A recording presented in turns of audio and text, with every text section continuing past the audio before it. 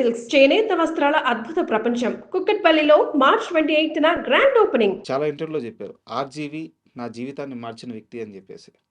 So, 'RGV' గురించి ఒక psych movement ఉంటది కదా సార్. అంటే ఈ మనిషి క్రియేటివ్‌లో ఇంత పీక్స్‌కెళ్తాడా? లేదంటే ఏ పనిలో అయినా క్రియేటివ్‌లో గానీ, డబ్బుల విషయంలో గానీ, లేకపోతే ఎమోషన్స్ విషయంలో గానీ, ఎమోషన్స్ ఉండడం గానీ, లేకపోవడం ఏదో ఒకటి. అంటే ఒక పీక్ సైక్ మూవ్‌మెంట్ ఉంటది. ప్రతి మనిషిలో ఉంటది. 'ఆర్‌జీవిలో' మీరు చూసిన ఆ సైక్ మూవ్‌మెంట్ ఏంటి? అంటే ఇలా ఈ మనిషి తప్పించి ఎవరు ఆలోచించరు. ఈ మనిషి తప్పించి ఇలా ఎవరు చేయరు. అలాంటి మూవ్‌మెంట్ ఏదైనా ఇన్సిడెంట్ గుర్తుందా 'ఆర్‌జీవి' గురించి మీకు? ఆయన ఒక మూమెంట్ కాదు, నిద్ర లేచిన దగ్గర నుంచి సార్. నిద్రపోయేంత వరకు అతను ఒక సైకిల్లోనే ఉంటాడు. ఒక మూమెంట్ కాదు, పడుకునేంత వరకు తను చేసే ప్రతిదీ, తను మాట్లాడే ప్రతి మాట, తన ఆలోచన, ప్రతిదీ ఏది నార్మల్గా ఉండదు. సార్. మనం అందరం మనం ఒక సాంప్రదాయబద్ధమైన జీవితం గడుపుతుంటాం. మన పొద్దున్నే లేవాలి, స్నానం చేయాలి, ఇస్త్రీ బట్టలు వేసుకొని వెళ్ళాలి, స్నానం చేసిన తర్వాత దండం పెట్టుకోవాలి, లేదంటే టిఫిన్ చేయాలి, పోనీ దేవుడు అంటే నమ్మకం లేకపోతే వాట్ ఎవర్ ఒక రొటీన్. తన లైఫ్లో కూడా రొటీన్ ఉంటుంది. బట్ అక్కడ ఏదో ఉంటే తీయడం, వేసుకోవడం, తన థాట్ అంతా ఎప్పుడు సినిమానా ఇంకోట ఏది రెగ్యులర్ నార్మల్ అందరూ బతికే లైఫ్ అతను బతకడం. సార్. అతనికంటే ఒక ప్రపంచం క్రియేట్ చేసుకొని ఆ ప్రపంచంలో is king of his own world. అందులో అతను బతుకుతుంటాడు. ఒక పర్టికులర్ ఇన్సిడెంట్ ఏమన్నా అట్లాంటివి చెప్పడానికి ఇప్పుడు లెట్స్ సే ఫర్ ఎగ్జాంపుల్, నేను ఒకరోజు తనకి అసలు ఫుడ్ అన్నది ఇట్స్ లైక్ ఏ మెడిసిన్. జ్వరం వస్తే ట్యాబ్లెట్ వేసుకుంటారు కదా, క్రోసిన్. సార్. ఫుడ్ అంతే. ఆకలి అన్నది రాము పాయింట్ ఆఫ్ వ్యూలో అదొక డిసీజ్, అదొక జబ్బు, ఓకే, అదొక రోగం లాంటిది. ఆకలి వస్తుందా, ఇచ్చేయండి, పర్టికులర్ ఇది తినాలి అది తినాలి ఏముండదు. లేదు. సో మనం ఏంటి, కంపల్సరీ నేను ఒకరోజు రాత్రి మాడతా రాము నాకు ఆకలి వేస్తుంది, నీకంటే నువ్వేమన్నా చెప్పమంటావు స్నాక్ ఏదన్నా? నేను ఏదో స్నాక్ తందూరి చికెన్ ఏదో అంటే ఏదో వచ్చేసరి నేను తినేసా.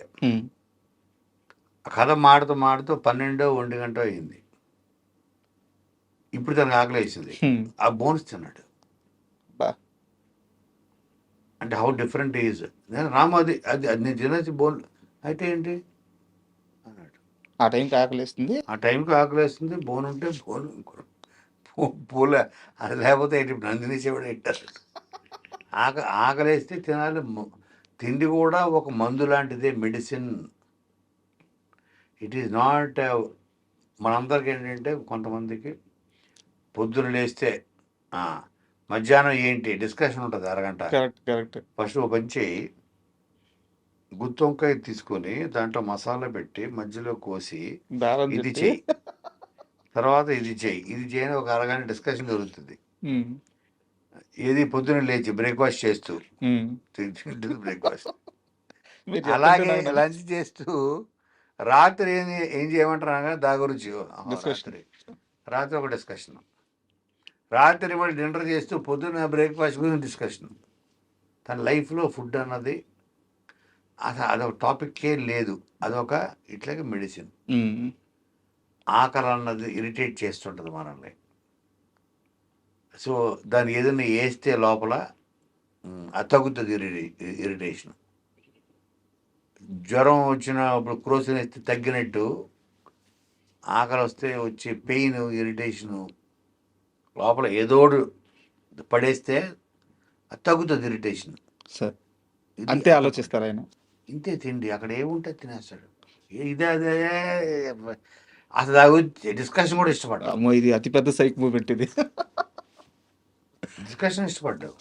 అలాగే డబ్బులు అతని జేబులో ఉండవు, 5 పైసలు ఉండదు, ఒక కార్డు ఉండదు, ఓ పర్స్ ఉండదు, డ్రైవర్ దగ్గర ఉంటుంది.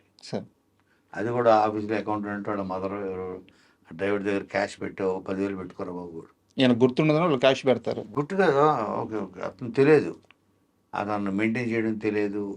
సో హీఈస్ క్యాష్, డబ్బు కోసం మనం ఆస్తుల కోసం ఉమ్, సినిమాలు తీయాలి. ఇప్పుడు మన పెద్ద సక్సెస్ అయింది. మీరు ఏం చేస్తారంటే, మా ఫ్రెండ్కి మొన్న కొన్నాడు వెల్ఫేర్, కూర్చుంటే ఉంది అసలు నా నెక్స్ట్ టార్గెట్ వెల్ఫేర్ అన్న మనసులో ఉంటుంది. ఉమ్, తనకు అదేం లేదు. వెంకట్ రాము నేను చిన్న కారు వేసుకు పల్లె మారుతి ఉమ్, పర్వాలేదు సుబ్బారావు దానికన్నా 4 చక్రాలే కదా ఉండేది పద అనే కారు ఎక్కేస్తాడు. ఉమ్, నాకు ఒక పెద్ద టాప్ ఒక రేంజ్ రోవర్ కావాలి, ఇది కావాలి, అది కావాలి. అతని ఫిలాసఫీ ఏంటంటే, నేను అడిగా ఒకరోజు ఇదే ప్రశ్న. ఇప్పుడు ఒకరి దగ్గర 1000 కోట్లు ఉంది, ఒకరి దగ్గర 100 కోట్లు ఉంది, ఒకరి దగ్గర ₹1,00,00,000 ఉంది, ఒకరి దగ్గర 10,000 ఉంది. అటు మొత్తం అటు సేవింగ్స్. సార్ 1000 కోట్లు ఉన్నాడు, ఆ 1000 కోట్లని అటు చూశాడా? అటు చూస్తాడా? పోనీ లేదు. లేడు రాము చూడడం. ఎక్కడున్నాయి అవి? వస్తు రూపంలో బ్యాంకులో ఉన్నాయి. ఎక్కడో బ్యాంకులోనూ ఆస్తుల్లో ఉన్నాయి. అంతే. ఎక్కడ ఉన్నాయి? ఆస్తుల రూపంలోనూ ల్యాండ్ రూపంలోనూ బ్యాంకులో ఉండే ఇవి అకౌంట్లు నెంబర్స్ అవి అంతే. 1, 2, 7, 9, 0, 6, 5, 4 ఇది 12,60,00,000 ఇది అంకెలే కదా అంతే. బ్యాంకులో ఉన్నాయి. దాంట్లో నువ్వు ఏదో కొన్నావు, అంకె మారింది. ఉమ్, సో నువ్వు చూడలేదు. ఆ 1000 కోట్లు అటు చూసాడా? చూడలేదు. పోనీ 100 కోట్లు ఉన్నాడు, ఆ 100 కోట్లు చూసాడా? చూడలేదు. పోనీ ₹1,00,00,000 ఉన్నాడు, ఇప్పుడు నీ దగ్గర కోటి ఉందనుకో, ఆ కోటి చూస్తావా? రోజు పొద్దున్న లేచి లేదు. చూడలేదు. ఆ బ్యాంకులో ఉంటుంది రాము. నెంబరే. సో అది బ్యాంకులో అదొక నెంబరు. సార్ 10,000 ఉంది, ఆ 10,000 వరకు మ్యాక్సిమం ఉద్యోగులు పెట్టుకుంటాడు. అది కూడా పెట్టుకోడు, జాగ్రత్తగా 10,000 ఉన్నాడు, 10,000 పెట్టుకోలేడుగా. పెట్టుకోలేడు. వాడు ఒక 500 పెట్టుకోగలడు. సో ఎవడో చూడను దాని మీద. ఓకే, అదొక నెంబరు. ఆ నెంబర్లు మారుతుంటాయి. రాము నీకు ఇవాళ నీవు సినిమా తీసావు, దాంట్లో 50 కోట్లు పోయాయి. ఉమ్, ఓ అవునా అంటే అక్కడ నెంబర్ మారింది. అంతేనా రియాక్షన్? అంతే. అవునా, ఓకే ఫైన్. 20 కోట్లు లాస్ వచ్చింది. ఓహో, అక్కడ నెంబర్ మారింది. అక్కడ నెంబర్ మారింది, అంకి మారింది. బా, నా జీవితం ఎందుకు మారాలి? రాము ఇది దీంతో 60 crores ప్రాఫిట్ వచ్చింది, we made money, wow super, అంకి మారింది అక్కడ. ఉమ్, అంతే. అంకెలు మారుతున్నాయి అక్కడ బ్యాంకులో. సో హిట్ వచ్చినా అంకె మారుతుంది, ఫ్లాప్ వచ్చినా అంకె మారుతుంది. నేను ఎందుకు మారాలి? బా, this is the craziest thought కదా ఇది. మైండ్ పోతుంది సార్.